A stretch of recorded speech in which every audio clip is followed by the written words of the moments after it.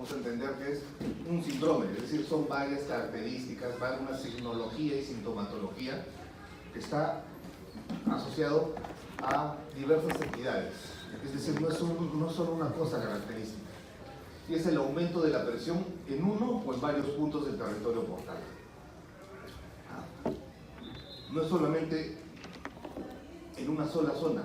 Ecográficamente hay ecógrafos que miden el flujo vascular, que miden la velocidad, el volumen que está ingresando a través de la vena porta y te dicen presión venosa en el punto portal de tanto.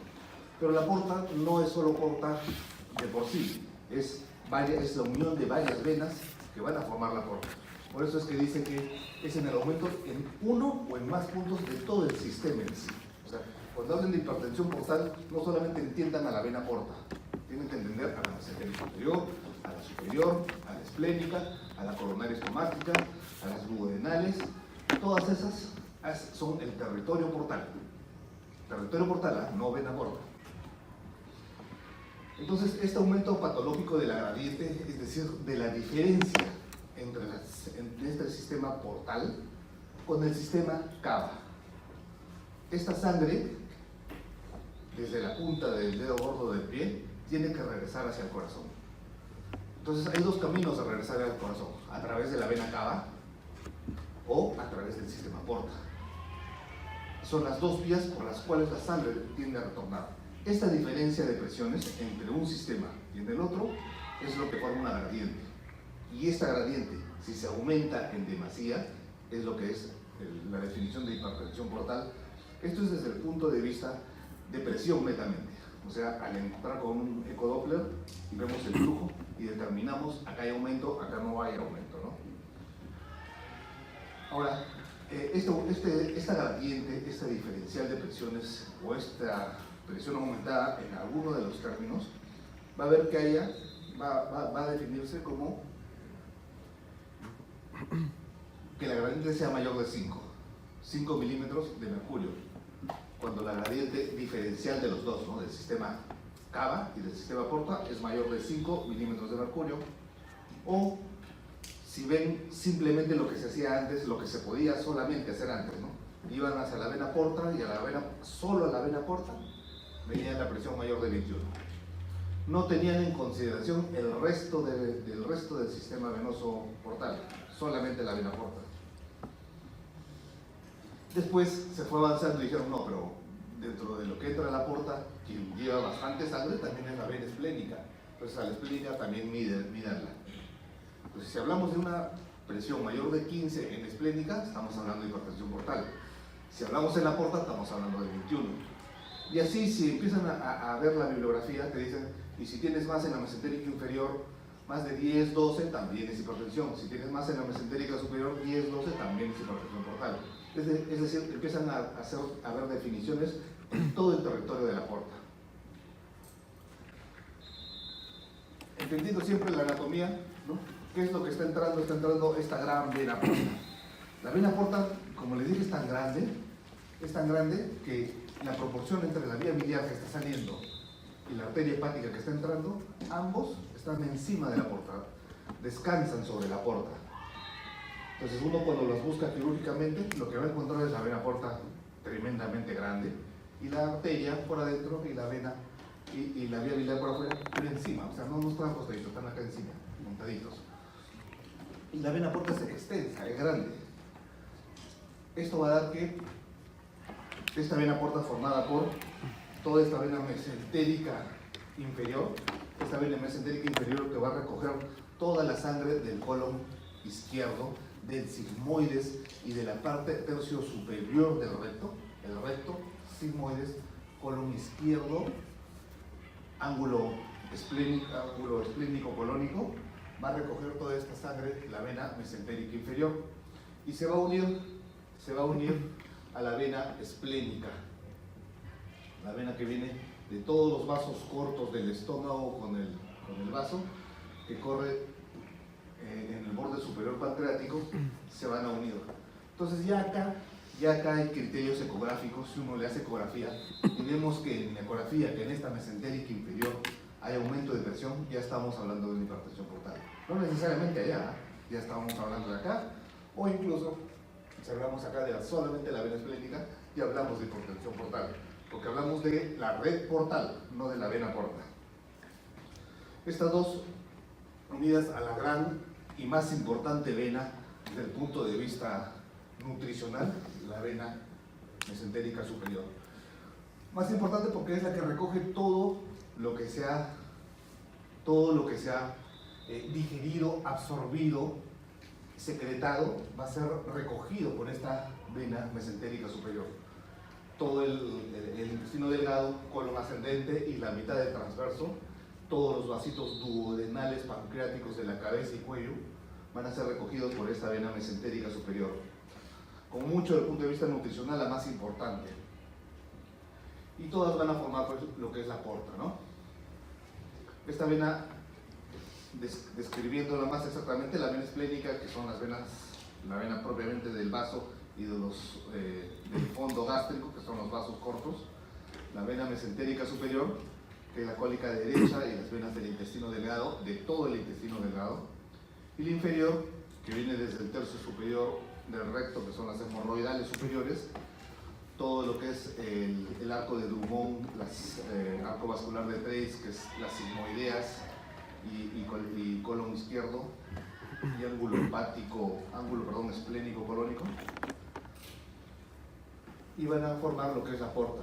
Nosotros la porta la vamos a tener que va en un segmento muy paralelo a la cava. La cava está acá por acá atrás. Para ver la porta directamente tenemos que sacar parte de la cabeza, cuello y cuerpo pancreático. Es decir, la porta está detrás del páncreas. Por eso cualquier proceso pancreático, lo primero que va a afectar va a ser a la porta. Cualquier lesión de cuello, de cabeza, de proceso uncinado pancreático, lo primero que te infiltra es la porta. Entonces la porta es lamentablemente el primer criterio de irresecabilidad de las lesiones pancreáticas, porque como está al costado y descansa una sobre otra, lo primero que te infiltra es la vena. Y al ser la vena infiltrada y ser tan importante la vena mesentérica superior, desde el punto de vista nutricional, te condiciona una alta mortalidad de la resección de estas lesiones. Entonces tenemos que entender que tenemos que sacar el páncreas para ver a la vena. Entonces es una vena totalmente posterior. Acá está la vena, acá atrás está la cava y ahí nomás está la columna junto con la aorta. Es una arteria posterior. Si ven la porta es chiquita. La porta no mide más de 10, 12 centímetros. Es pequeña.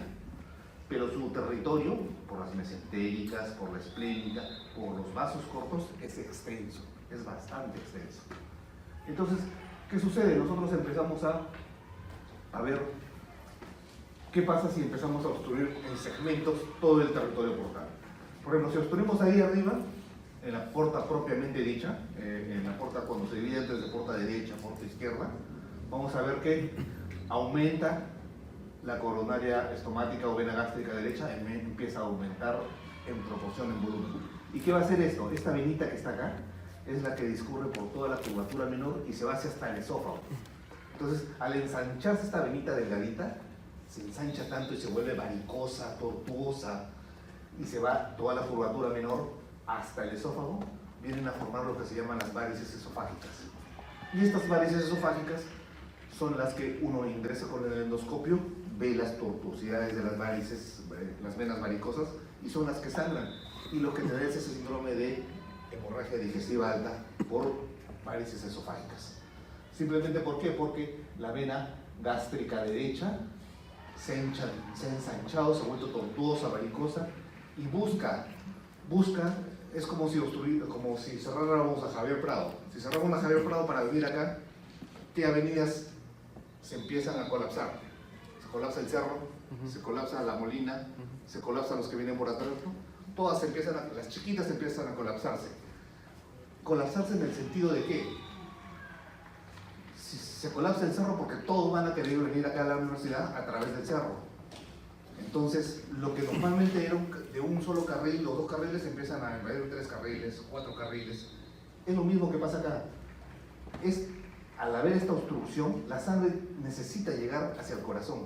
Y ya que no puede llegar acá porque hay una obstrucción acá, empieza a buscar la otra salida, que es la salida a través de la vena cava.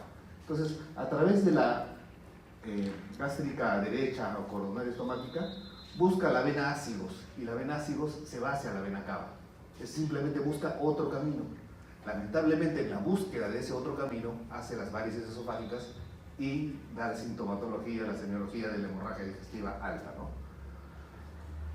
Eso es lo que pasa acá con la coronaria estomática. ¿Qué pasa con la esplénica? También crece, se vuelve tortuosa. Clínicamente no la podemos ver, pero sí podemos ver que si esto se vuelve tortuoso, el vaso también crece. Un vaso grande, un hiperesplenismo. El vaso se falta. ¿Qué pasa con la mesentérica inferior? También crece la vena mesentérica inferior hasta el tercio superior del recto, y las venas hemorroidales también crecen, y tienen los pacientes que tienen sus venas hemorroidales normalmente empiezan a hacer varicosas, y la vena mesentérica superior también. Semiológicamente lo más característico siempre son las varices esofágicas, el vaso grande y las hemorroides. Ahora, si la obstrucción ya no la tenemos acá arriba, sino la bajamos un poquito, la bajamos a nivel de la esplénica, desaparecemos la de arriba y solo la esplénica. ¿Tendrá varices esofágicas? Desaparecen las varices esofágicas porque ya no hay. Desaparece la hipertensión en la mesentérica superior, pero sí tendrá en la esplénica y en la mesentérica inferior, y sí tendrá el vaso grande, ¿no? Todo esto va a condicionar que haya un flujo retrógrado, ya que la sangre no puede entrar. El flujo ya no es en entrada, sino es en salida. Que haya una apertura colateral, lo de buscar nuevos caminos para llegar al corazón a través de la vena cava, y esto condiciona un flujo hiperdinamico. Ingresan a través de la safena, ingresan con contrastes, y a través de ingresar con contrastes pintan todo lo que es una portografía. Esta es una portografía, todo lo blanco es la vena porta, que tiene contraste interno, ¿no? Entonces ahí podemos ver la vena esplénica, todo esto como un enmarañado, como un arbolito es el vaso, lógicamente. La vena mesentérica inferior, la vena mesentérica superior, y acá la gástrica, viéndose incluso formando hasta el fondo, viendo las varices esofágicas, y acá la porta, ¿no? La porta con sus dos ramas, porta derecha, porta izquierda, y cada una sus 9 segmentos. Lo que normalmente existe son los nódulos de regeneración con áreas de fibrosis, que viene a ser la cirrosis hepática, ¿no? Condicionando siempre el principio fisiopatológico es reflujo retrógrado, apertura colateral y flujo hiperdinamico. Es el principio fisiopatológico de hipertensión portal. Viendo el hígado, este hígado nodular, pequeño, con las venas que están entrando tortuosas, un vaso bastante aumentado de tamaño, un hiperesplenismo, estas venitas que llegan buscando lácigos, formando las varices esofágicas. El tratamiento de la hipertensión portal, obviamente, es mejorar la condición que está obstruyendo, ¿no? En este caso, si estamos hablando de una fibrosis, cirrosis hepática, solucionar la fibrosis o cirrosis desde el punto de vista básicamente en trasplante hepático. No hay medicina que pueda solucionar una cirrosis hepática. Sí se puede controlar, manejar, pero no curar. Entendiendo siempre cómo este espacio sinusoidal hepático es el que condiciona desde el punto de vista microscópico, electrónico, a nivel de hepatocito, y entre hepatocito y hepatocito vía biliar, el sinusoide hepático, a nivel de este sinusoide hepático donde está entrando la sangre portal y la sangre arterial de la hepática, y se mezclan y empieza a ver todas las funciones del hepatocito. En este espacio viene a formarse lo que es la fibrosis, ¿no? Esta fibrosis a razón de aumento de la resistencia, porque estas fenestraciones de este sinusoide aumentan en esta zona su resistencia, y esto condiciona que al no entrar, porque ha aumentado la resistencia, ingrese más flujo de sangre. Como el hígado detecta que no está entrando el adecuado flujo, envía más flujo. Y estas son las dos condiciones que perpetúan en sí la hipertensión portal: el aumento de la resistencia y a consecuencias el aumento del flujo minuto. La vena, como todas las venas, al tener una pared con una musculatura muy delgada, ofrece muy poca resistencia al flujo, y por eso es que se dilata. Finalmente llega al hígado, y el hígado es en sí quien ofrece la principal resistencia. Este hígado a nivel del sinusoide hepático. Este aumento de la resistencia constituye fisiopatológicamente el error primario: aumento de la resistencia a nivel del flujo. Y esto es por el componente mecánico de lo descrito de la microcirculación hepática, el sinusoide hepático, el aumento de la resistencia vascular en esta zona, la fibrosis, los nódulos fibróticos que hay en esta zona. Fibrosis, nódulos, lo mismo, ¿no? Nódulos de regeneración. Fibrosis son la parte fibrótica, son los depósitos de fibroblastos 1, 3, 5, y los nódulos son segmentos hepáticos que empiezan a regenerarse a razón de este aumento de la hipertensión. Entonces, la parte mecánica. Sin embargo, no es solamente lo único que se establece como criterio de hipertensión portal. Existe una parte dinámica o funcional, una parte que puede estar bien o mal. Acá se ha mejorado mucho porque existen medicamentos, ya que la parte mecánica no se puede solucionar. Existen medicamentos que sí te ayudan de una u otra manera a aperturar más, vasodilatar más y ser más permisible a este hígado. Entendiendo que esta parte dinámico-funcional tiene una capacidad de contracción, una capacidad de aperturarse o de cerrarse ante ciertos estímulos. Esto es en base al conocimiento de la célula estrellada, y esta célula está mediada tanto por vasoconstrictores o por vasodilatadores. Entonces vamos a tener nosotros que en fibrosis, va a haber un aumento de la resistencia intrahepática. ¿Por qué? Porque los vasoconstrictores que normalmente existen, siempre existen vasoconstrictores y vasodilatadores, pero que están en un equilibrio. Estos vasoconstrictores van a estar aumentados. Y a pesar de que están aumentados, los receptores de estos vasoconstrictores son hipersensibles. Es decir, al mínimo estímulo de un vasoconstrictor, rápidamente se contrae el factor dinámico de la célula estrellada y no permite el intercambio y aumenta la resistencia. Y contrariamente, los vasodilatadores, que debieran estar en un equilibrio, están disminuidos, y a pesar y encima de que están disminuidos, sus receptores ejercen una respuesta muy pobre. Entonces crea el desequilibrio entre vasoconstrictores que están aumentados y vasodilatadores que están disminuidos, no solamente en cantidad, sino también a nivel de receptores, de sensibilidad. ¿Cuáles son los vasoconstrictores conocidos? Endotelinas, leucotrienos, troncoxano 2, vasopresina, serotonina. Esos son los causantes finalmente de por qué esta parte dinámica es la que marca en sí el pronóstico de la hipertensión portal. ¿Y cuáles son los que están disminuidos?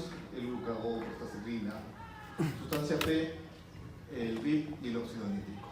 Este desequilibrio del conocimiento de esta parte dinámica es la que finalmente da la diferencia de por qué un paciente sangra y otro paciente no.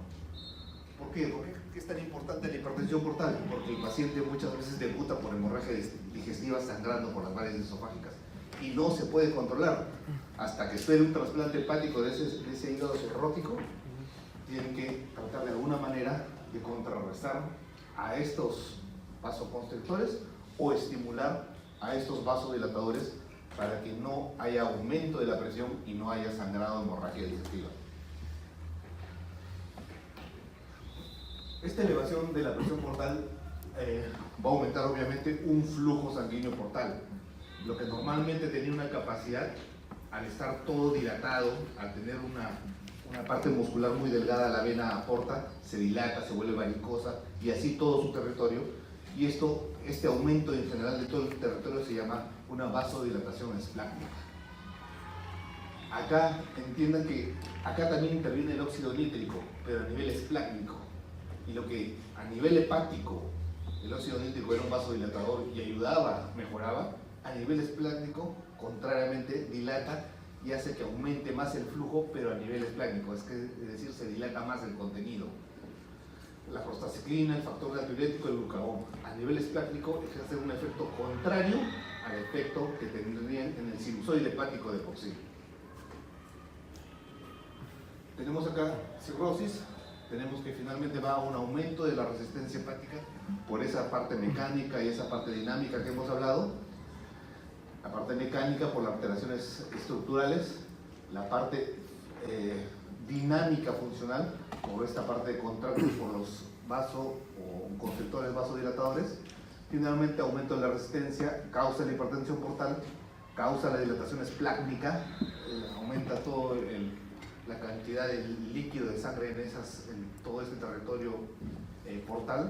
Esto aumenta el flujo portal y esto condiciona que vaya un continuismo de todo el cuadro. Esto es detectado como hipovolemia efectiva y hay una reducción del volumen central y esto activa los sistemas vasoactivos endógenos. Nuevamente el hígado chiquito, cirrótico, nodular, tortuoso, con varices esofágicas, con vaso grande. Esta es la imagen que se le debe quedar cada vez que vean a un paciente con hipertensión portal con varices esofágicas. Hígado chiquito, tortuoso, varices esofágicas, vaso grande. ¿Qué es lo que ustedes pueden ver? Endoscópicamente les puede decir que sangra o a la endoscopía y pueden palparle en sí el vaso, ¿no? El hígado normal al corte y el hígado cirrótico, ya con fibrosis, nódulos de regeneración, con inflamación, con partes de necrosis, edema. Dependiendo del origen de la hipertensión portal, puede ser prehepática, hepática, poshepática. Eso es lo más, con mucho lo que más van a ver es hipertensión portal por cirrosis. Rara vez lo van a ver por trombosis de la vena porta, por trombosis de la esplénica o la trombosis de la suprahepática, que el síndrome de Buchiari es rara vez frecuente.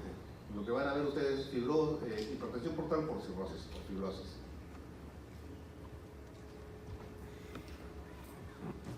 Entonces va a haber varias zonas en las cuales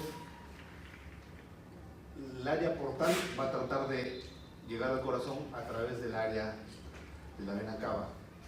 En este caso, la coronaria estomáquica busca la vena ácidos para ir hacia la vena cava. Esta es a través de la coronaria estomáquica.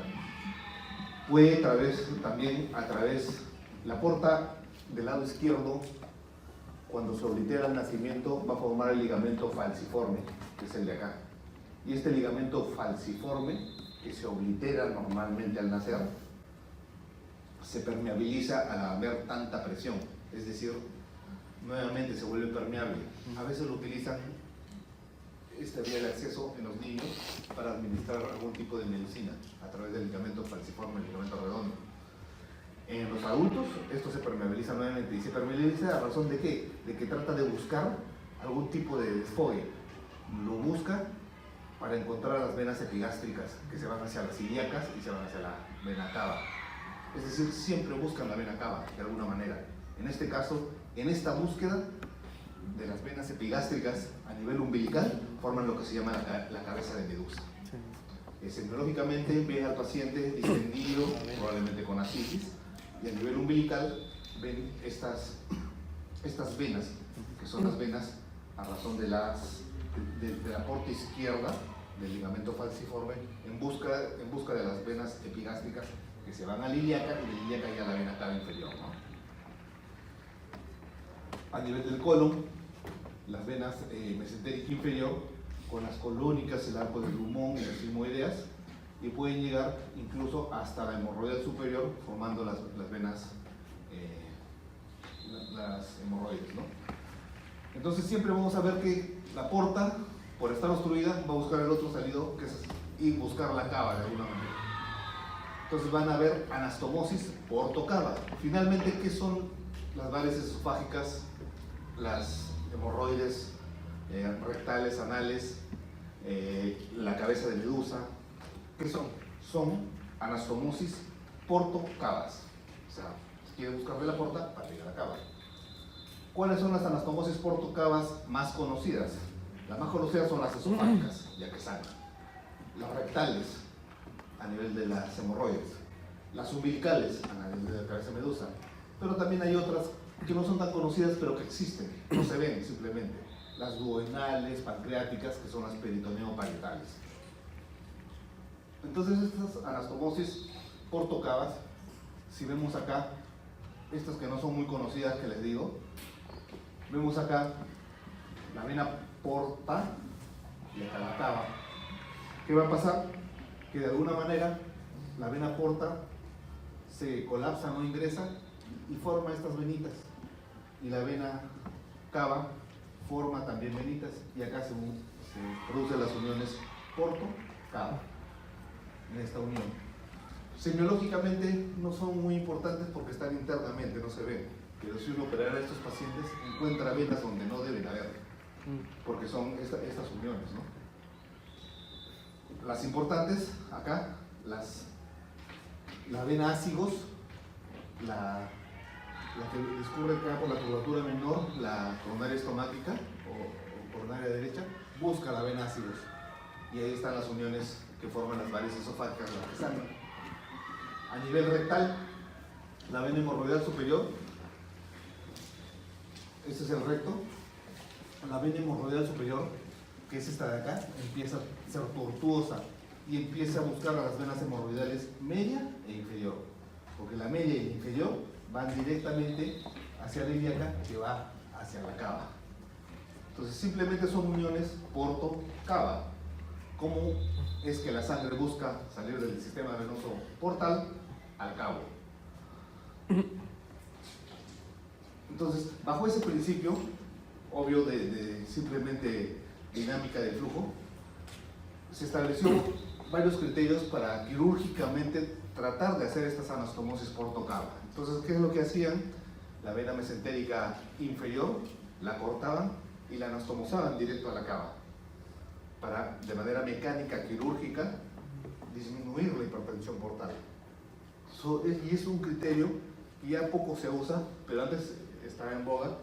Cortaba la mesentérica inferior y el cirujano mismo la anastomosaba a la cava para disminuir la presión. Ayudaba en lo que se refiere a hipertensión portal, pero traía otra serie de problemas que por eso se ha ido dejando de lado, ¿no? Porque la sangre requiere entrar al hígado para ser metabolizada, para ser detoxificada. Te daba mucha encefalopatía. Al no ser detoxificada, la sangre iba directamente, el amoníaco, los falsos neurotransmisores, daba mucha encefalopatía hepática. No sangraba, pero estaba encefalopático. ¿Cómo se forman las cabezas de medusa? Por unión de las epigástricas con el ligamento falciforme. Como el hígado, las esofágicas, cómo se vuelven tortuosas. Y el tratamiento, básicamente, antes que se desarrollara como ahora el endoscopio, era ingresar con unos balones Sengstanken Blackmore, que se llamaban, que son unos balones a manera de globo. Se ingresaban y se inflaba a manera de globo, y al aumentar la presión inflándolo, tapaban, comprimían mecánicamente estas varices. Ahora ya no se usa porque causaba mucha necrosis, porque lo desinflaba, nuevamente sangraba. Ahora lo que ingresas es con el endoscopio, se ven las varices directamente y a estas varices se les inyectan sustancias esclerosantes para solucionar el problema de hemorragia digestiva del momento. Obviamente la hipertensión portal seguía y solucionabas el episodio del momento.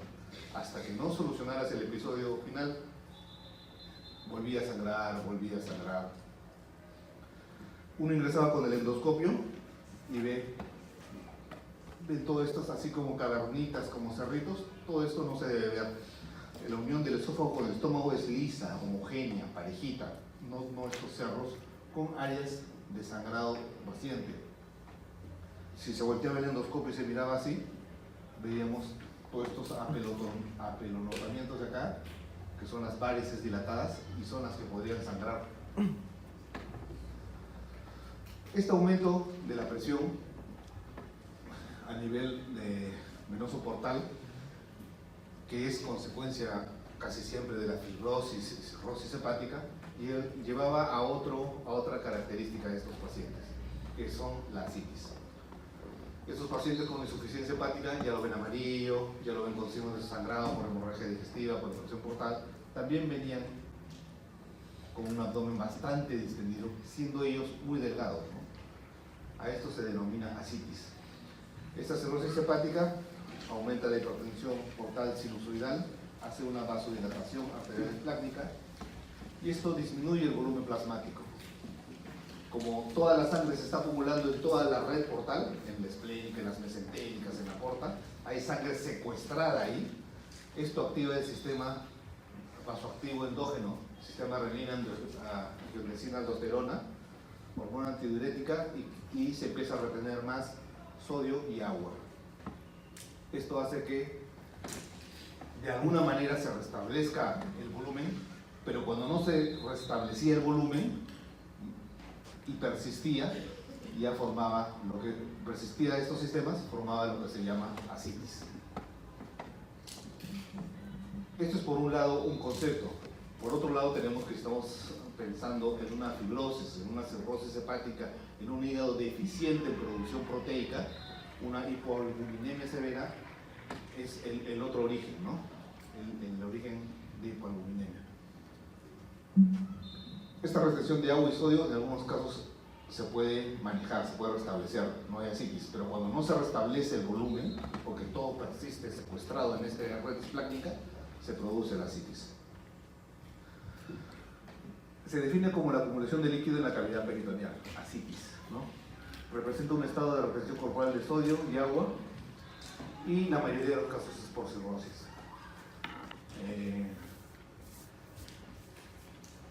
Esta vasodilatación esplácnica provoca hipovolemia, caída de la presión arterial media y todos los sistemas que hemos hablado, alterando la microcirculación y la permeabilidad intestinal de esa misma manera. Por otro lado, la hipoalbuminemia severa de estos pacientes cirróticos. El hígado, como está insuficiente, no produce proteínas, no produce albúmina, o la produce en menor cantidad y se produce una disminución de la presión oncótica. Esto te causa una policerositis en general, es decir, una anasarca, no solamente hablando desde el punto de vista abdominal. Ascitis es cavidad peritoneal, abdominal, pero también hay serosa a nivel cardíaco, hay serosa a nivel pleural, hay serosa a nivel articular. Todo te empieza a causar una policerositis de manera general, hablando de hipoalbuminemia. Aumenta la permeabilidad capilar, aumenta la presión hidrostática, disminuye la colonosmótica, la de albúmina, y obstruye el drenaje linfático. Todos esos son los criterios fisiopatológicos de por qué empieza a acumularse líquido a nivel abdominal. Pero finalmente, ¿por qué es importante o semiológicamente se vuelve un abdomen muy distendido? Porque a razón de 5, 6, 7 litros, la cavidad abdominal, reteniendo tanta cantidad de líquido, impide que el diafragma baje. Entonces el pulmón no se expande bien. Y los pacientes tienden a, cuando se sientan o se echan, el líquido aumenta la presión intratorácica, el líquido abdominal aumenta la presión intraabdominal y empuja un poco los diafragmas y no permite que el paciente respire. Entonces el paciente se echa, le falta el aire, no puede estar dormido. Esos son criterios de los cuales esta cavidad abdominal se tiene que drenar, porque no impide la expansión adecuada pleural y condiciona que a nivel pleural vengan otras patologías desde el punto de vista de esta falta de movimiento, ¿no? Usualmente ven el ombligo, ven la cresta ilíaca, establecen 3 tercios. El tercio externo es donde bajo anestesia local se colocan trócares, agujas, dependiendo del volumen, el tamaño, la persona, la etiología también, y se drena la cavidad abdominal. Se puede drenar lo máximo que sea drenado, bueno, que por lo menos yo he drenado 15, 18 litros de líquido, dependiendo del origen, claro, estamos hablando, ¿no? Entonces un paciente que viene 18 litros, se imaginan 18 kilos de más solamente abdominal, salen totalmente planos, respirando bien, tranquilos, pero es solamente paliativo, ¿no? Ahora, vamos a tener que este líquido se examina este líquido abdominal ascítico se va a examinar y dependiendo lo que salga en este líquido vamos a tener que hay procesos con hipertensión portal. O sea, hay ascitis con hipertensión portal, que son los que se relacionan a la cirrosis hepática, a la hepatitis alcohólica, a la obstrucción de la vena porta. Y hay procesos que no necesariamente tienen hipertensión portal. O sea, hay ascitis que vienen y su presión portal está bien, o sea, no tiene hemorragia digestiva, no es debido a cirrosis, es por otra razón. Cuando hablamos de esto, estamos hablando de enfermedades diseminadas tipo carcinomatosis. Son enfermedades del tubo digestivo, estómago, colon, páncreas, vía biliar, vesícula, etc., que nacen en la mucosa de cualquiera de estas estructuras, va creciendo y se sale del órgano. Se sale del estómago, se sale del colon, se sale de la vesícula, de la vía biliar, se sale del páncreas, se sale y al salirse se disemina por toda la cavidad abdominal. Esa diseminación, esa expansión por fuera, se llama carcinomatosis.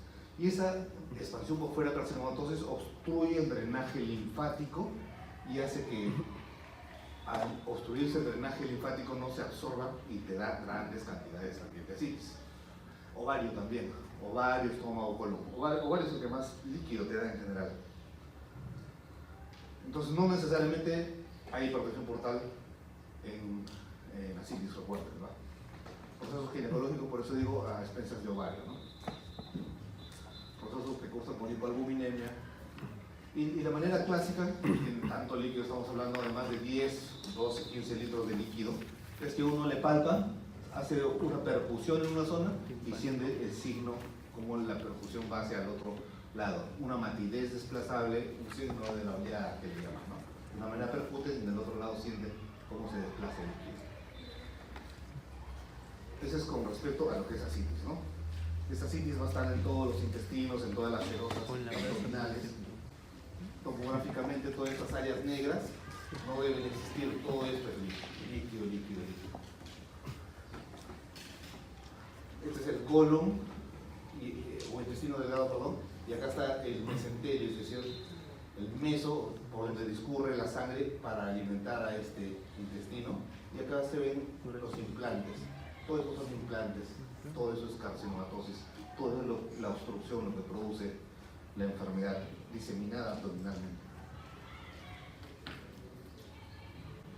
Como causas de ascitis de manera general, la mayor parte son las cirrosis, las hepatopatías, las propias del hígado.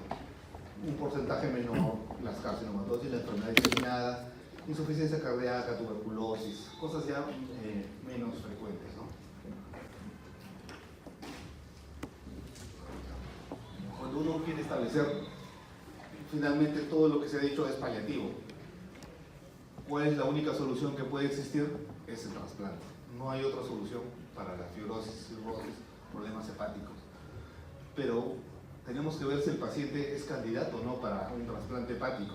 Y si lo fuera, tenemos que ver cuál es la reserva, cómo lo establecemos en los criterios, en las tablas de riesgo para establecer la prioridad de cada paciente. Para eso se estableció los criterios de Child modificado por Cook, en los cuales nos mide la reserva funcional del hígado.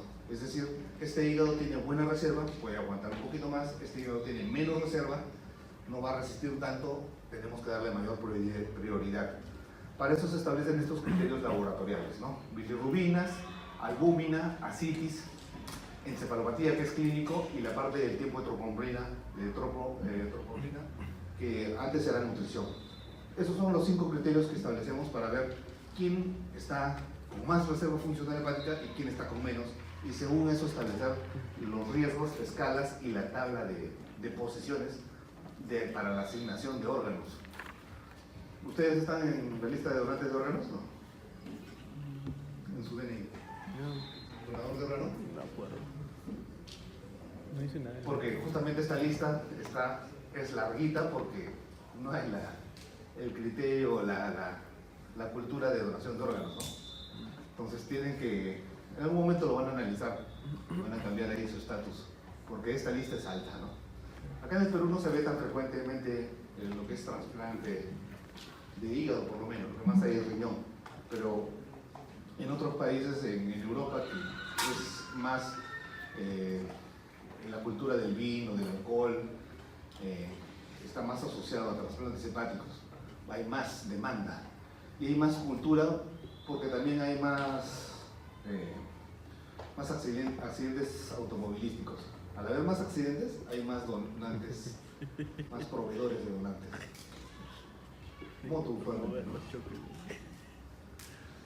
Este es otro caso clínico. Es diferente, me parece, al que tienen. Este es varón de 58 años que ingresa a emergencia por presentar 6 horas de melena. Melena es la deposición. La melena es la deposición que huele feo, o sea, apestosa, negra, que se hace por las deposiciones. O sea, ¿qué define la melena? Que sea apestosa, huele horrible, que sea negra. Es lo que define a la melena. Puede ser sangre, ¿no? Solamente, pero melena de por sí tiene que tener esos criterios, que huela, ¿no? Y que sea negra, negra como el zapato, ¿no? En 2 ocasiones ya hace 1 hora de hematemesis, los vómitos con sangre, ¿no? 4 tazas, cada taza 250, estamos hablando de 4, cerca de 1 litro, en forma abrupta, con sudoración y pérdida de conocimiento. Hablamos de sudoración, pérdida del conocimiento, estamos pensando ya en una falla. Siempre que pensamos en esas 2 cosas, hablamos de la presión. Posangrado. Esposa refiere que estuvo tomando licor durante 2 días. Que habrá estado tomando, no es lo mismo tomar cerveza que tomar aguardiente, que tomar destilados, ¿no? Además nota que hace aproximadamente 2 meses aumento del volumen abdominal. ¿Qué estamos hablando? Asitis, ¿no? Asitis en un paciente alcohólico que ha debutado con hemorragia digestiva, la hematemesis. La hematemesis ha recorrido el tubo digestivo, se ha mezclado, se ha oxidado con el ácido clorhídrico y ha formado la melena. Y durante la emergencia se le proporciona auxilio inmediato, ¿cómo? Simplemente aumentándole la presión, como restituyéndole con fluidos. Es decir, se le pone una vía y se le administra líquido, cloruro de sodio, para mejorarle la presión, ¿no? Obviamente también se le intuba, se le hace su endoscopía, se le hace su transfusión, pero lo principal es la hidratación endovenosa rápida. Acá dentro de los exámenes, antecedentes de un familiar cercano fallecido por cáncer de hígado. A veces hay cánceres, los hepatocarcinomas son endémicos en relación a zonas de hepatitis B, C en el Perú. Ingiere licor de edad aproximadamente 30 años, el dato clave que te saca más o menos el diagnóstico. 3 a 4 botellas grandes de cerveza, y de la cerveza ha cambiado destilados, ¿no? Destilados tipo pisco y cañazo. El paciente viene intubado con un coma superficial, puede ser incluso una encefalopatía o puede ser por los cambios del sangrado hemodinámicos que tiene. Y tiene ya ictericia, tiene telangiectasias, esos son cambios de las arañas vasculares que es el nivel torácico y de la cara. Leve febril, estamos hablando que puede estar infectado. Al examen ven circulación venosa superficial periumbilical, y estamos hablando ya de hipertensión portal, ¿no? Disminución del vello pubiano, ruidos hidroveros presentes, el resto presenta matidez de concavidad superior y signo de la oleada. Es decir, tenemos un paciente con todos los síntomas de una asitis, una encefalopatía hepática, una ictericia, una hipertensión portal. Tenemos un paciente con cirrosis hepática, ¿no? Que debuta con hemorragia digestiva. ¿Cómo es lo común que van a ver en el hospital? Los pacientes que son diagnosticados de hipertensión portal casi siempre debutan con sangrado. De un momento a otro vomitan sangre. Y ahí recién viene todo el estudio y el diagnóstico. No van a venir esos que vienen ictéricos. La ictericia se da pero al último. La asitis se da al último. Lo primero que debutan son con hemorragia digestiva.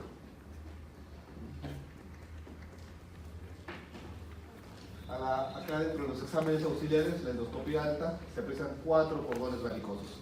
La hipertensión portal y es lo que ha sangrado, ¿no? Tortuosos, azulados, con signos de sangrado activo, a chorro, ¿no? Y a través de ahí le inyectan sustancias esclerosantes para disminuir el sangrado por este momento. El cuadro típico que hay en el NETER de la signología, sintomatología, de cómo viene un paciente con insuficiencia hepática. Bien, ahí terminamos, chicos. Gracias.